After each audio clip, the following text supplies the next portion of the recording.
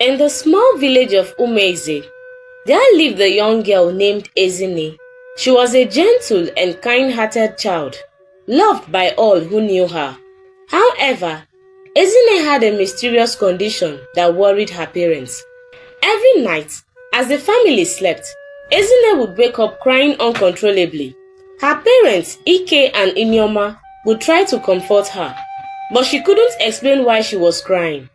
This had been going on ever since she was born. Ezine's parents, Ike and Inyoma, were at their wits' end. Their child's constant crying and screaming at night had taken a toll on the entire family. They had tried everything to calm Ezine down, from traditional remedies to visits to the local shrine, but nothing seemed to work.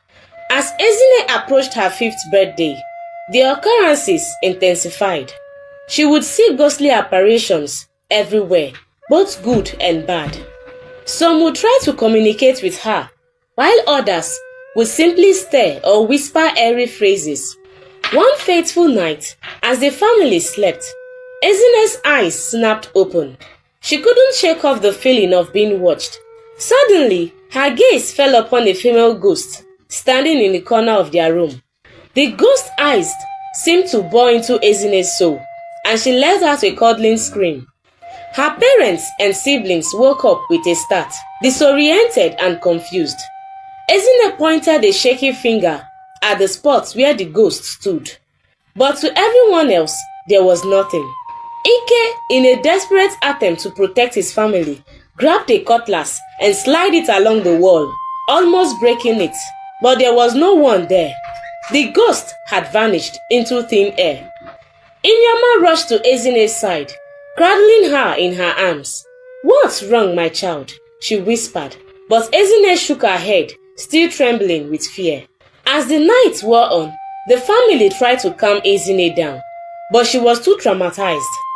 She knew what she saw, and she knew that the ghost was real. One day, Ezine was playing outside in the neighborhood, enjoying the warm sun on her face, when she saw a ghostly figure that made her blood run cold.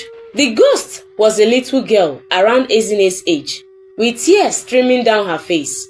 She looked up at Ezine with pleading eyes and spoke in a whispery voice. "Ezine, please tell my parents to stop crying for me. My mother's tears are quenching the candle in the spiritual realm, and it's making it hard for me to move on. Tell them everything will be fine, and I will come back to the world again, but this time as a boy. Sickness and death won't take me again at a young age. I will come back and live longer on earth." Ezine was terrified, but she felt a pang of pity for the little ghost. She nodded her head, and the ghost vanished into thin air. Ezine didn't waste any time. She ran straight to the parents of the deceased little girl and told them everything their daughter had said. The parents were shocked and amazed, but they were also filled with a sense of hope and longing. They wept and wished for their daughter to come back to them. Ezine's message had brought them a sense of comfort and reassurance that their daughter was still with them in spirit. As Ezine returned home, she couldn't shake off the feeling that the little ghost message was more than just a simple warning. It was a promise of hope and renewal, a reminder that life was precious and that every soul had a purpose to fulfill. Ezine's encounter with the little ghost had left her with more questions than answers. What did the ghost mean by quenching the candle in the spiritual realm? And what lay ahead for the little ghost who had promised to return to the world as a boy? Only time would tell, but one thing was certain. Ezine was becoming stronger, and she was being drawn into a world beyond the veil. A world where the living and the dead coexisted. Ezine sat with her mother in front of their house one afternoon, enjoying the warm sun on their faces. Suddenly, a ghostly figure appeared before them.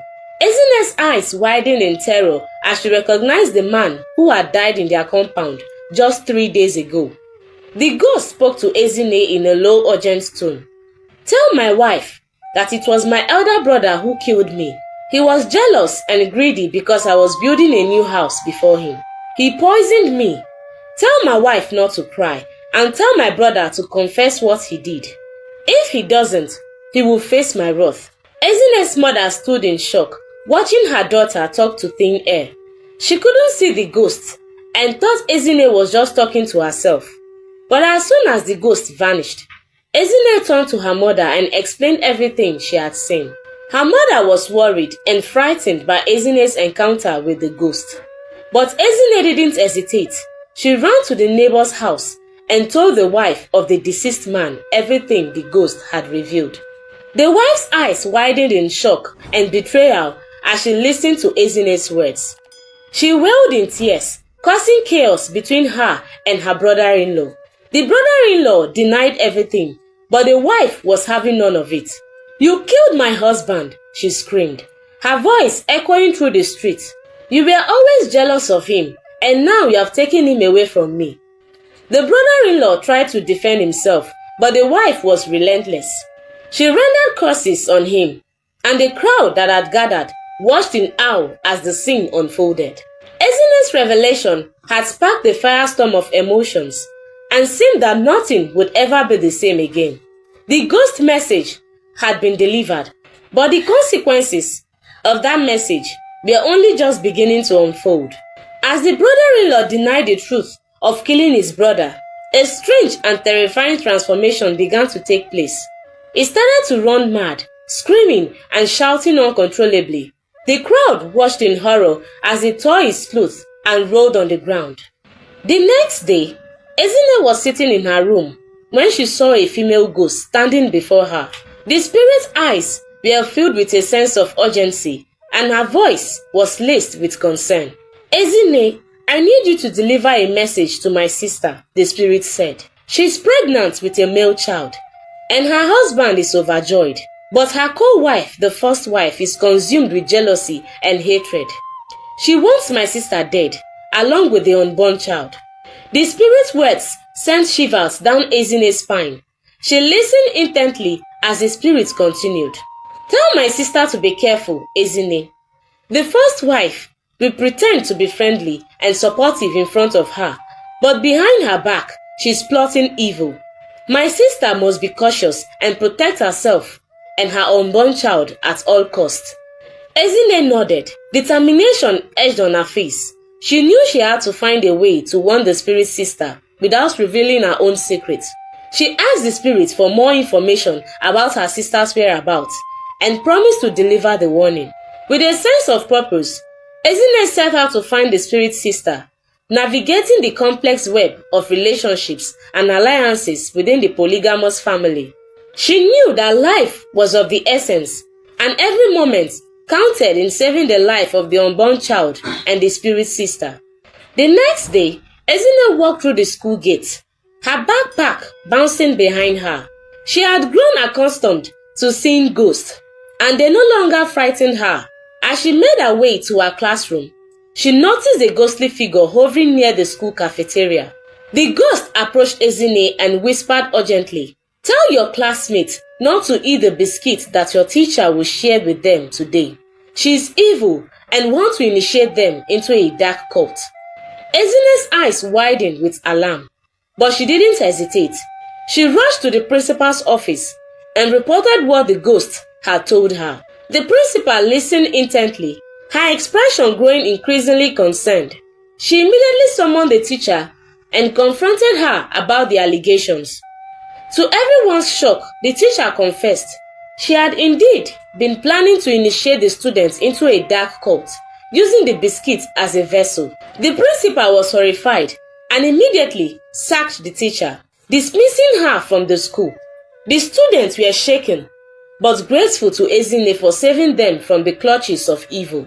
As news of the incident spread, the school community hailed Ezine as a hero. She had single-handedly foiled the teacher's sinister plans, protecting her fellow students from harm.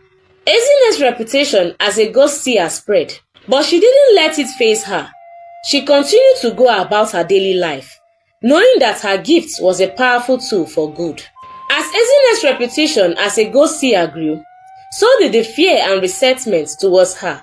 Some people in the community began to view her as a threat, a constant reminder that their secrets and evil deeds could be exposed at any moment. Ezine started to receive threatening messages, warning her to stop interfering with the evil things people did. Some even went as far as to tell her that they would kill her one day if she didn't stop revealing their secrets.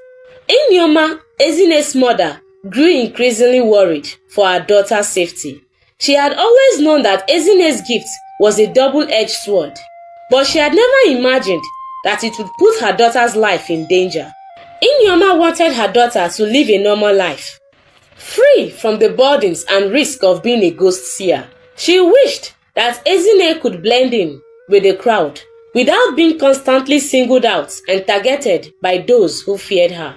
As the threats and warning continued to pour in, Nneoma knew that she had to take actions to protect her daughter. But what could she do?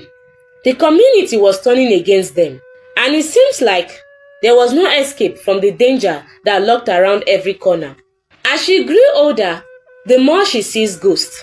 Ezine's mother, Nneoma, couldn't take it anymore. She was worried about the impact her daughter was having in the community.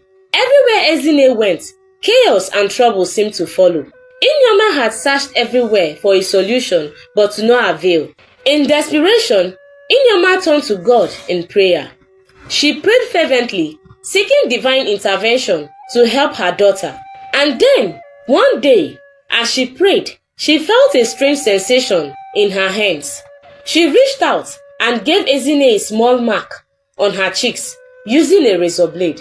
And from that day on, Ezine stopped seeing ghosts, and she was finally able to live a normal life, free from the terror and chaos that had plagued her for so long. As the news of Ezine's transformation spread, the community began to see her in a new light.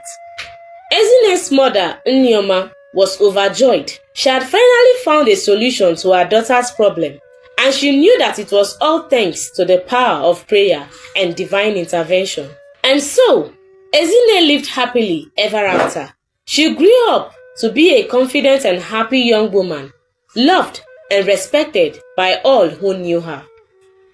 And the moral of this story is that, with faith, prayer, and divine intervention, we can overcome even the most challenging situations. Thanks for watching. Like, comment, and share this video with friends and family. See you on our next video. Bye.